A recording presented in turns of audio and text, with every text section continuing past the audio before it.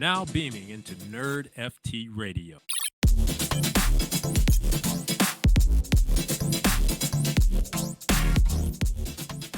This is NerdFT Radio, where nerds full-time, explorers of the metaverse, surfers of the blockchain, and not in their mom's basement. I'm your host, RSG, a.k.a. Missouri Boy, and I'm here with Crypto Crier, a.k.a. Tan Crier. Dude, I haven't seen you in forever, man. We've been gone. Been a while. We've been all vacationing. You've been working in. Damn, I wish I was you instead of me. You went to Florida. You hung out with Fudd. You had a good time at the beach. And where did I go? I went to Missouri for work. Shout out to Stubby on the Cool Cat team. He's not in Branson where I went, but he's in the Missouri area. Unfortunately, wasn't able to see him, but come on, I can't throw all the shade to Missouri. It was cool, I will say. And I live in Florida. The bugs over there. There's spiders, and then there's spiders that if you threw them on a grill, they would actually cook because of how meaty they are. And imagine that times like 1,000 spiders. That's what I had to go through every single night when I had to go to my room on the stairs. I was on the 3rd floor, spiders up the wazoo, and the biggest grasshoppers or crickets I've ever seen in my entire life. That's one thing that Florida doesn't really have. In Florida, they do have them, but they're really small, so you can't see them. But here, they were freaking massive. In Tampa, we got some like big ass ones. Oh, I never in Orlando don't see them. In South Florida don't see them. But like these beasts would smack you in the face when you're running or hit you in the legs, and you're like, I hate bugs with a burning passion. So anything touching me, I'm like, get the hell off me. But why are we talking about bugs here? Let's go into NFTs. Let's go into the blockchain. Let's go into what we've missed in the last 2 weeks. Number one on the agenda, and this is actually going to be some interesting stuff, some happy stuff, some great stuff that Crier's actually going to be excited for, and it's Doodles news. So we all know that Doodles is going to be partnering up with Camp, and they're going to open up some stores and whatnot, activations in the Camp stores periodically throughout the year in different locations. That was actually pretty good right there. Now, we have an official date of when it's going to happen, and we have an official date, we have an official location, and we have an official layout of what exactly these stores are going to pretty much look like. So, number one, August 19th is going to be the opening for Doodles and Camp's flagship store in Chicago. So it is going to be in Chicago, and this looks so sick. So you get the visual aspect of it. Head over to the NRN account on Twitter. On X. Wow. Yeah. We weren't even going to talk about that. X.com. So you head over to X, aka Twitter, aka Elon's company. Head over there to our account and go look at our last tweet. It's going to have actually an exclusive that we had with the Doodles team. We had a little partnership on this drop of this news here. Just shout out to the Doodles team for reaching out to NRN. But we have a whole map layout of exactly how it's going to look, what you're able to go ahead and do. And on top of that, there is going to be benefits for OG holders. A lot of people always FUD Doodles because they're like, they don't care about their holders. They forgot about their holders. The only thing we gave us are space doodles. The only thing they gave us was duplicator, even though all these other projects, they do the same thing just with different names. And here we're going to have some cool benefits that are going to allow you to go early, which, by the way, Crier, you are going early, if I'm not mistaken, to the OG holder opening. Am I mistaken? Are you going? Yes, no? Mm-hmm. Okay, so how's that look for you guys? So if I'm a holder, which I am, which you're about to tell me some more information, what's that look like if I wanted to go ahead and sign up for it? Yeah, so it looks like on the 17th, they're going to have a ribbon cutting, take pictures, able to go through the whole experience. And then afterwards, the team said about an hour and a half would be the max of the experience, right? And then afterwards, heading over to another location to get refreshments and drinks and stuff like that, hang out till midnight or something. So I do think it's going to be pretty interesting. We've been to all the events, and I was listening to Mackenzie, who is in charge of their events and real world activations. And he said it was pretty exciting. He said he was really excited about all the stuff they were able to accomplish with the team. Working with Camp was really interesting. A lot of fun, brought into new aspects. And this one is geared towards children. So I do think the experience will be really interesting. I'm taking the kids and the wife. We're going to have a lot of fun. And I think it's going to be good.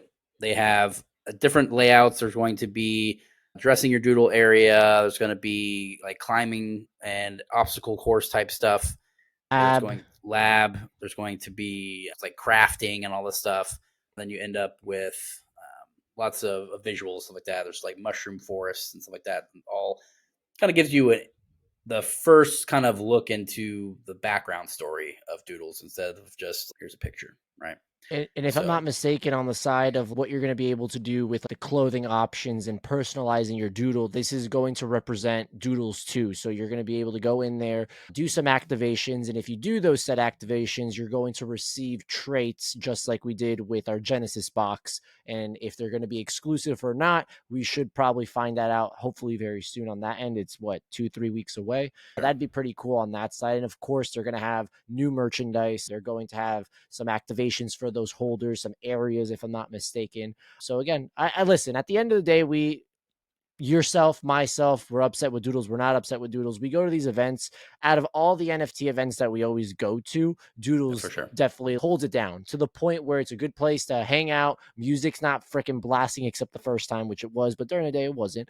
A lot of really good opportunity for networking, a good opportunity to just see what the future holds for Doodles. If it's on the mini golf side, if it's on this experience with camp, there's a lot of really cool things. And we know how strong IPs can be, from Disney to Nickelodeon to Cartoon Network to anything of it, Marvel, DC, whatever. If they can just hone in on that IP and create something that once they start doing a lot of the animations and seeing, I think that will actually kick in, right? They bought the Golden Wolf. That's where the key to all this stuff is.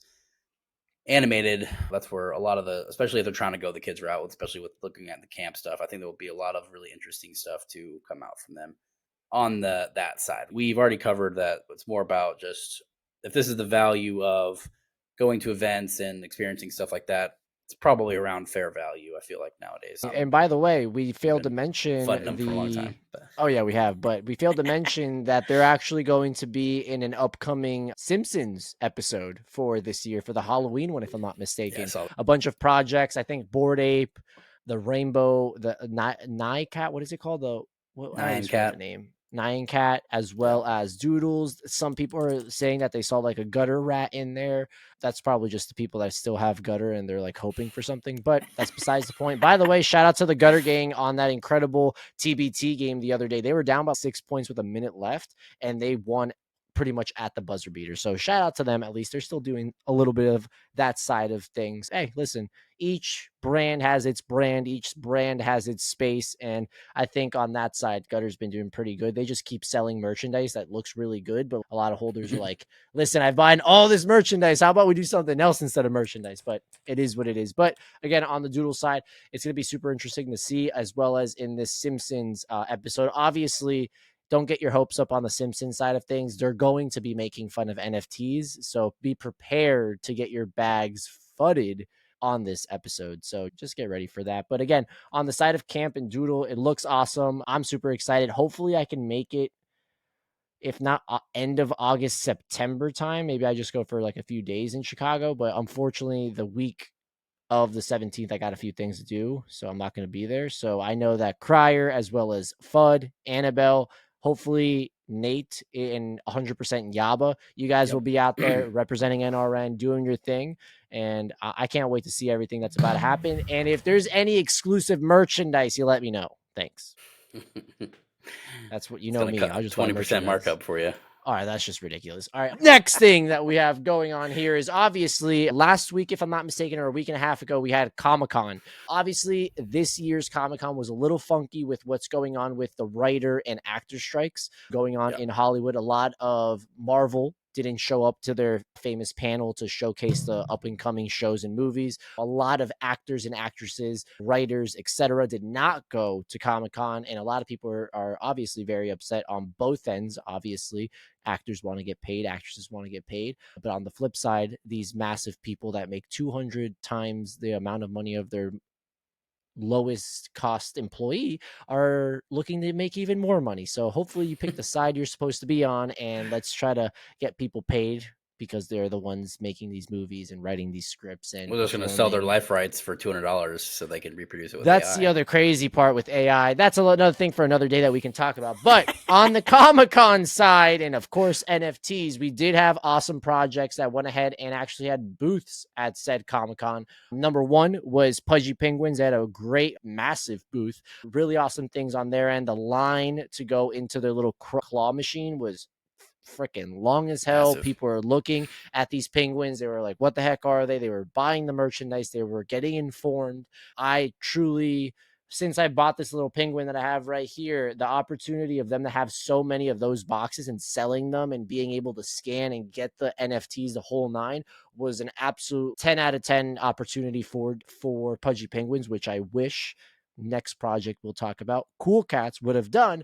But I still think what Cool Cats was able to do, the merchandise that they had, the team, they got blew the cat out, the whole 9 yards. So a lot of really cool things on the Cool Cat side. They had their town hall as well as our community council meeting where they said the expectations of Comic-Con, let's say 1 out of 10 was like let's say a 5.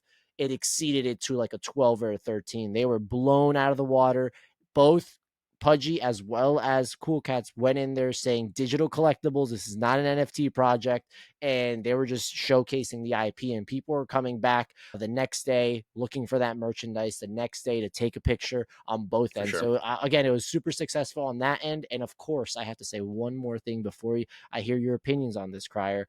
Marvel did show up. They didn't go to the panel, but their partner in crime was once again Vivi. So for all those haters that still go at me for Vivi, they're still crushing it. They just had a drop the other day with a Batman. I think it was, I forgot the guy's name. It's Todd, something with an M, and then it's McFarlane. He had his second drop. He had his first one freaking a year, 2 years ago. He had his second drop, completely sold out the second drop already. So Vivi's still pushing. We might have gotten fed a lot of too many comics, but they're winding it back a little bit. They're coming back within. They're doing some cool things. So we'll see if Vivi still has what it takes. But Crier, from your side, of course, being a Pudgy Penguin holder, were your expectations met with what Pudgy did and what Luca did? For sure. Were you expecting more, less, etc.? What are your thoughts on that? I think they did a great job. They've been pushing this agenda. They had been very active on Instagram, showcasing their little animations. This has all been leading up on a really big campaign, an advertising campaign, I think, on their side to leading into Comic-Con. Toys had just released a couple months back through Amazon. Those have done really well. They were saying that the toys themselves are, I can't remember what they said, one retailer in the US is selling out every week with their orders for Pudgy Penguins. So I think there is getting a little bit of traction. They were on like an end with hot new toys, stuff like that. There's been a lot of little traction there. And again, just like you said, Comic-Con is a fantastic place to start networking and breaking into that IP realm, right? That's exactly what we see with Marvel, stuff like that. Absolutely. All the big hitters. If you want to have a lot of enjoyment of these IPs, you have to get people to enjoy them, right? You have to reach out and find that marketing to expand your target audience. And when the collectibles are $20, it makes a big difference. And I think they have done a really good job with them, right? They're quality Absolutely. and they're cheap, and you get a free NFT. You don't even know what you're doing. And it's just tagged to your email. I think it's a great opportunity to onboard stuff. I got some for my mom. She got one. I set it up for her down in Florida while I was down there. She thought it was super funny because I got the ones that say the inspirational quote ones. Don't give up. And like little fish. She really liked it. So I do think that it has a really broad audience capture. So I think they've done a really good job. And the photos from Comic-Con were huge for sure. They had a ton of active people. There was a lot of just even members, OG members going in and supporting, just like how he would at a normal event. So I think how we were talking about Doodles and Cool Cats, they've all their pretty much focuses have been at a NFT focused one, except for South by Southwest for Doodles, but most of the other ones are still like NFT event focused. But now we're branching out into with the camp. We're starting to see stuff that's more mainstream-ish, will provide more people to see these things. Art Basel, so you will see more. Yeah, for sure. I think we're going in the right direction. A lot of these, there are people that the NFTs are separating themselves. Which ones have actually Absolutely. done? Luca Nets had a tweet today talking about, you know, why would you buy the premium of an NFT if 6 months later, that's when you actually tell if a team is actually producing something or not producing something. So Absolutely. you can wait that 6 months to see if there's any traction. And then if you like what's being produced as a company, follow that track. So that cools it on the FOMO and just came out and the Ether type projects dropped for 1 ETH, then 0.69, then 0.3, and then now they're down to 0.15 or something. So I do think that you want to see meat before you actually make move. And I think the ones that are making moves are separating themselves now. No, absolutely. From Pudgy to Cool Cats to even what's the other one that's not Azuki? It's the other one. Is it what's it called? On Oni One. Force. I call it Oni Force because Oni. Yep. It's Oni. So Oni Yaba was calls it actually On also on one. Oni was actually there at Comic-Con as well. So the three of those that we know of at least was Pudgy Penguins and one Oni Force. What did you say? On one. That's On funny. one. Oni Force were there. So shout out to all those projects. And again, like you said, those projects that are still building, they're branching into other things that are going to produce more people. Again, just bring in more people to learn the brand, understand Just the like IP. Oni Force, they're partnering with Epic to release like a map, right? So that's going to be like, what is this? I don't know what this is. Anytime you see it, more eyeballs. We talk about reaching audiences. I think the Pudgy account for Instagram is now the largest. It's nuts. At Instagram, they have It's like ridiculous. over 500,000, I think, or something like that. Yeah, it's ridiculous. Almost. I think that he said his goal was to get 1 million by the end of this year. So I definitely think that will happen. These people coming from Crier. That's the thing is they're just there. They're not there for the NFT stuff. They're just there for the good animations. It's cute penguins. It's people send GIFs with Pudgies. They don't even know what it is. Right? Oh, that one I'm in. It's the same. It's the same aspect. But most of the Instagram videos have nothing to do with anything, right? It's just a female penguin and a male penguin going to the grocery store. It's just. I will say I have dug a little into that Instagram account. Those comments look a little funky, but hey, listen, they're pumping, they're making the numbers, and people know it. Like you said, gifts happen. Like these gifts, literally from Moondog to also on my end, where I had people at work send those, and I'm like, "Do you even know what that is?" And they're like, "No, it was just a really good gift." I'm like, "Fuck."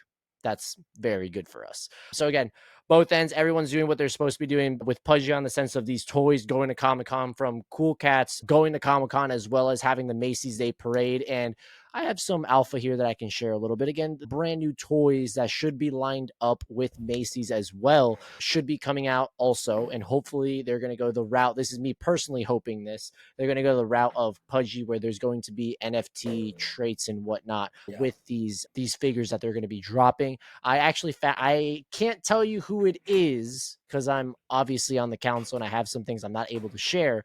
But the company that they're going to be using to make said toy, from a collector standpoint, as you can tell, pretty big collector, they're going the good route. They're not going some cheap, something new or something like brand new or some company that no one knows. They're going a route of a company that is well known and has good figures, and I cannot wait. And hopefully, I already told Jarvis if they need someone like a prototype to send it over to me so I can have it, or they can make a little RSG Cool Cat if they need to. I let them know that they're 100% able to do that. I will not make a hiss, a fit. I won't sue them. I won't do nothing. Do it. You can use me however you like. Now, next topic that we have, Crier. I have no idea what this topic is. So you're going to lead us in because I still don't understand what's going on here. So from my understanding, before you say it, fast food franchises, fast food companies are projected to make, you said 9 billion? $2 billion. $2 billion. How about I just do it? By 2032. So how the heck is that going to happen? All right, go ahead, Crier. Do it. Yeah, for sure. So a research and marketing company called Research and Markets. Wow, great job on their name. That's a great name. Good job. Hats off to you. The current market, pretty much producing by food and beverage companies in the NFT marketplace, is around 538 million currently. Projected to grow by pretty much 4 times or $2 billion within 9 years, saying that there is a adoption of the blockchain technology and demand for NFTs for transparent traceability in the food industry, with unique ownership opportunities and using NFTs and promotions and advertising for food companies are main factors that will expected to drive the market in this forecast period. So they pretty much stated companies like Pizza Hut, Papa John's looking into kind of expanding. We've seen it with a lot of companies like Gucci, and we've seen the retail side. They're bridging into that loyalty brand, fast food, and just reward point system. I would say from restaurants is going to be the big use case for NFTs here. Showcase that side of it. So they're expecting to see a huge growth in this sector, which I think is pretty on point. Oh, I definitely agree. And one of the other thing is, remember, when you go to McDonald's, I know a lot of people listening to this podcast, we're not of age where we go and get toys from McDonald's, except that little drop. Hold up. Grimace. Drop that they had the other day. I got them right here. But listen, NFTs, toys, McDonald's, Burger King, I said Burger King really weird there. Burger King. That was very weird how I said that. Chick-fil-A, all these, Taco Bell, Pizza Hut, anything, Wendy's, any of these can have on the aspect of loyalty points 100%. We already have a company that is successful by doing this, and it's Starbucks. Their tramp stamps, journey stamps are popping off. People love it. They want it. And a lot of people on the McDonald's side, Burger King side, Wendy's side, Dunkin' Donuts, all these companies that we can think of, people love to collect their cups, their keychains, their posters, their toys, whatever the case may be. And if you add into the mix the NFT side of things, it obviously can take away from having to grab this toy and put it somewhere where sometimes you don't really want to do that. Again, if I knew about NFTs 10 years ago, probably half of this room wouldn't be here right now. Probably still would be, but it is what it is. On the other side, these NFTs that you're receiving are going to get you loyalty points on the sense of discounts, on the sense of free stuff, on the sense of brand new things that other people don't have access to, a secret menu, limited edition, all these things that can lead up to trips, whatever the case may be, how far they want to go to. It's going to be incredible on that side. Just for that to span. redo the monopoly for McDonald's with on-chain verifiable. And it's not going to cheat you. Not and some people are one guy stealing out all the millions in a Ziploc bag and selling them for $500K. So for all the CEO as well as the vice president of McDonald's, which is one of our listeners, remember, just bring it over to us. We can help you out. We can make sure that doesn't happen again, and we can make this more successful. And by the way, imagine all those people that love this McDonald's monopoly. Imagine those people that go on eBay and they sell those, and you guys don't get a cut whatsoever from that sale. Just imagine, Mr. or Mrs. CEO of McDonald's. You'll get a 2 to 7 to 8 to 10% cut of every transaction when it comes to. Or you'd be like Facebook and do 49.5. You do 49. Hey, you know what? I put McDonald's higher up than Facebook as a company, even though it's hot garbage on the food, even though it's really good, but it's still hot garbage. You guys deserve to get that cut. You guys deserve to be on the blockchain. You guys deserve to be crypto friendly. All right. What else we got? Number one, actually, before that, we end this topic. Do you agree with this or do you not agree with this, with these projections and what benefits it can bring to these? No, I definitely agree. Companies? Yeah, I think it'll be higher than that. Okay. What year did it say? 2032. It's only a 4x increase from the current. Dude, what was it? Like 3 days ago, you missed out on a coin that was like 100x. Imagine McDonald's would have just jumped into that. They would have already 1,000x. Wow, there you go. So sorry, condolences, Crier. But hey, listen, McDonald's. Shout out to Grow for making more money. His name is literally Grows, and it's not just Grow; it's Grow Crypto. So he's growing that crypto guy. He's doing pretty good. But again, McDonald's. I'm not saying you should do it, but I'm saying you should do it. That's all I'm saying. Now, let's get into the nerd stuff. Crier, we've been gone for a while, so a lot of things have happened. I want to start out with the bad, and then we can get into the good. The bad, Secret Invasion. All right. I stopped watching at like first episode. So Probably. That's probably smart. I will say episode 3, there's 6 episodes. Episode 3 was hands down a top 3 Marvel show episode I've ever seen. That episode was phenomenal. The season finale just happened last week. It literally got the worst rating of all time from all Marvel shows. What's really funny is I'm pretty sure all 6 episodes are literally ranked from the worst, lowest. like the lowest, Yeah. all 6, and then it's the season finale of She-Hulk, which I like that season finale, but it Yeah, is I what did it too. is. Now, the really funny thing is, remember the season finale of She-Hulk? She made fun of all the other Marvel season Yeah. finales. It literally was that. Like this episode It- was that, which was that mind blowing. Yeah, literally the like word for word description too. It was That's pretty hilarious. funny. Now, on the sense of the season finale, the middle of it, the beginning and middle, I personally thought were great. The ending just left you wanting more, and like they should have done it a different way. And that's what kind of pissed me off. It wasn't even like a cliffhanger. There wasn't even a cliffhanger. Like it was just really weird how they ended it. I'm pretty shocked. It was a really short season finale as well. I think it was like 34 minutes, and obviously that's without the intro as well as the massive credits that every single Marvel show has now. But hey, shout out to the people on the credits. If you're one of those people, the credit warrior that goes through all the credits, shout out to you. I don't personally do it. I'm so sorry. But the show obviously fell short, felt flat. And there was some really cool parts about it, but I'll personally say that this show is at the bottom of my list of all Marvel shows. Again, talking MCU, I would put it at the bottom. I will say I enjoy this more than Falcon and Winter Soldier. And Falcon and Winter Soldier was very similar to Secret Invasion, where there was really good spots of the show, but it just felt incomplete. So hopefully these other movies and these shows go a different route, because a lot of people are very upset with them. And Bob Iger and Disney have come out and said that they're going to stop making so many shows and so many movies, because the whole aspect of having to wait for a show or a movie with this new era of a show every 3 weeks, 4 weeks, 5 weeks, a lot of people are saying that's what's losing the magic of it, the waiting period, which obviously we always complain about people's attention spans in the world today. Again, we blame obviously same day delivery Amazon and Netflix dropping a full season's 18 episode show in one day. I will blame both Amazon and Netflix for our small attention spans. But Crier, I can't even ask you what you think about this show, because like you said, you stopped after the first episode. Number 2, I actually started watching Hijack on Apple TV. Wow. Good. Holy I like Idris Elba, shit. Idris Elba is Apple has like phenomenal, a by the really way. good lineup. I feel like most of their shows are really good. You're on your feet and you're like sweating. And this is literally, hey, I'll give you a synopsis of this. Pretty much what happens is Idris Elba is one of, let's go into number 3.